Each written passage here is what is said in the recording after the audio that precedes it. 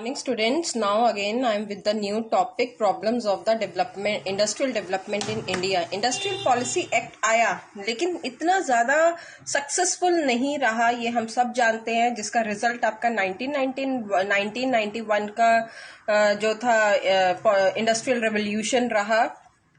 तो ये जो कॉजेज क्यों आपका स्लो इंडस्ट्रियलाइजेशन रहा, what were the reason? First है आपका अननेसेसरी गवर्नमेंट कंट्रोल।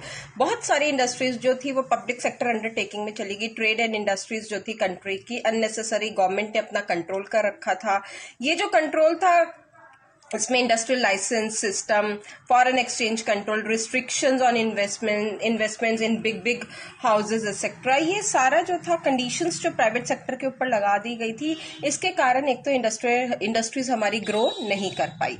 सेकंड है आपका टेक्नोलॉजिकल बैकवर्डनेस। हमारी जो टेक्नोलॉजी थी इतनी ज्यादा कोई अपग्रेडेड नहीं थी उस वक्त, और we were not able to compete with the foreigners. उनके जो नॉन अवेलेबिलिटी, आपका टेक्नोलॉजी थी ही नहीं, हमें बाहर वाले इकोनॉमी पर डिपेंड होना पड़ता था टेक्नोलॉजी के लिए। तो technology backwardness is one of the main cause. Low productivity and inferior quality, क्योंकि हमारी टेक्नोलॉजी बैकवर्ड थी इसलिए प्रोडक्टिविटी हमारी कोई बहुत अच्छी नहीं थी। क्वालिटी अगर हम इंटरनेशनल स्टैंडर्ड से इसको कंपेयर करें तो बहुत अच्छा नहीं था। कहीं ना कहीं वी वर लैगिंग बिहाइंड। हमारे इंटरनेशनल मार्केट में बिल्कुल भी हमारे प्रोडक्ट्स की, फिनिश्ड प्रोडक्ट्स की डिमांड बिल्कुल भी नहीं थी। नेक्स्ट आपका under utilisation of capacity. Under utilisation of capacity का मतलब क्या होता है कि Indian industries do not exploit their optimum capacity. जो था आपका इंस्टॉल्ड कैपेसिटी रिमेन्स, मतलब कुछ पार्ट जो था ना इंडियन इंडस्ट्रीज का वो अनयूटिलाइज्ड रहा। मतलब आपका कॉस्ट ऑफ प्रोडक्शन इतना बड़ा हुआ था कि आपका वेस्टेज ज्यादा होता था, कैपिटल रिसोर्सेज का यूज कम होता था। ठीक है, तो जहां पे 60% यूटिलाइजेशन आनी चाहिए वहां पे सिर्फ 20% हम यूटिलाइज कर पा रहे हैं। ठीक है, बाकी सारा आपका वेस्टेज ज्यादा हो रहा था। रीजनल इम्बैलेंस, कोई आपकी स्टेट रिच है, कोई आपकी स्टेट पुअर है। जहां पे इंडस्ट्रियल डेवलपमेंट हुई वहां पे बहुत अच्छे से हुई, जैसे कुछ स्टेट्स में आंध्र प्रदेश, बिहार, गुजरात, कर्नाटका, मध्य प्रदेश, महाराष्ट्र, इधर आपकी बहुत अच्छी, कोई आपका उत्तर प्रदेश, वेस्ट बंगाल, इधर आपका इंडस्ट्रियल डेवलपमेंट जो था कुछ ही स्टेट्स तक रहा। They account more than 75% of all factories. इन स्टेट्स में 75% से ज्यादा फैक्ट्रीज रही, और बाकी टोटल वैल्यू एडिशन भी 60% इन्हीं एरियाज से आता था। बाकी जो एरियाज थे इंडियन इकोनॉमी के, वहां पे तो मार्केट भी अच्छे से एस्टैब्लिश नहीं हुई थी, इंफ्रास्ट्रक्चर भी बहुत कोई इम्प्रूव नहीं था। तो इंटरप्रेन्योर्स क्योंकि वहीं जाना चाहते हैं वहां जहां पे इंफ्रास्ट्रक्चरल डेवलपमेंट हो, तो ऐसे में रीजनल इम्बैलेंस के कारण is the main cause of the you can say slow industrialization in the Indian economy during that phase. Last है आपका failure of public sector enterprise. Yes, हमारा जो public sector enterprise है huge loss bear करना पड़ा। amount investment बहुत ज्यादा कर दी गई थी public sector में। ठीक है, बहुत सारी industries public sector के अंडर ले ली गई थी, लेकिन they have failed. efficient utilization नहीं हो पाया। failed का मतलब इधर efficient utilization नहीं हो पाया।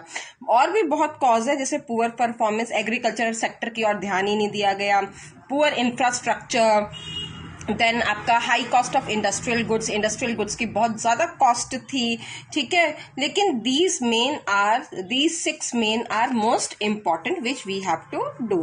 फिर इवैल्यूएशन, अगर मैं इन पॉलिसीज का देखूं, पॉजिटिव इफेक्ट्स भी कुछ रहे हैं, नेगेटिव भी रहे हैं।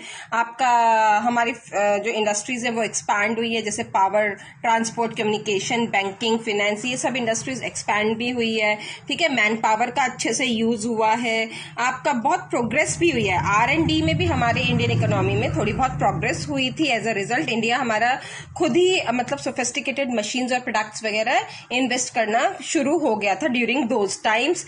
ठीक है, इंडस्ट्रियल सेक्टर के कारण जीडीपी भी इंडियन इकोनॉमी की राइज हुई थी। ठीक है, उस वक्त 1991 में आपका 24.6% शेयर था इनका जीडीपी का, इंडस्ट्रीज से जीडीपी का। अच्छा, अब इंडस्ट्रियल सेक्टर का जो इकोनॉमी थी now only confined to cotton textile, और ये नहीं कि सिर्फ कॉटन और jute textile, variety of industries देखने को मिलती थी। तो ये कुछ पॉजिटिव इफेक्ट भी रहे हैं।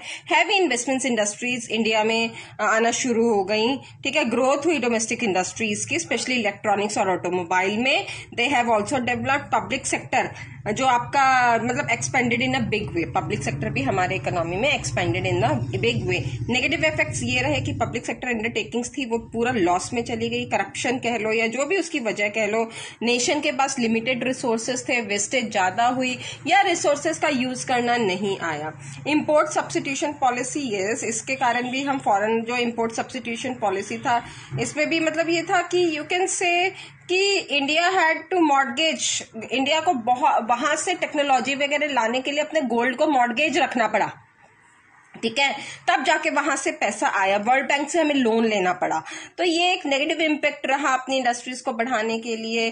फिर आपका प्रोटेक्शन इतना ज्यादा दी गई डोमेस्टिक इंडस्ट्रीज को, लेकिन डोमेस्टिक इंडस्ट्रीज इंटरनेशनल स्टैंडर्ड्स के क्वालिटी के साथ मैचअप नहीं कर पाई। इतनी प्रोटेक्शन देने के बाद भी industries have not generated enough employment opportunities भी जनरेट नहीं कर पाई, जिसके कारण आप टेक्नोलॉजिकल बैकवर्डनेस तो थी ही थी, गवर्नमेंट के पास पावर थी लेकिन गवर्नमेंट जो प्राइवेट सेक्टर को लाइसेंस नहीं देती थी, तो जिसके कारण आपका पावर का यू कैन से और चीजों का मिस यूज हुआ था इंडियन इंडस्ट्रीज में।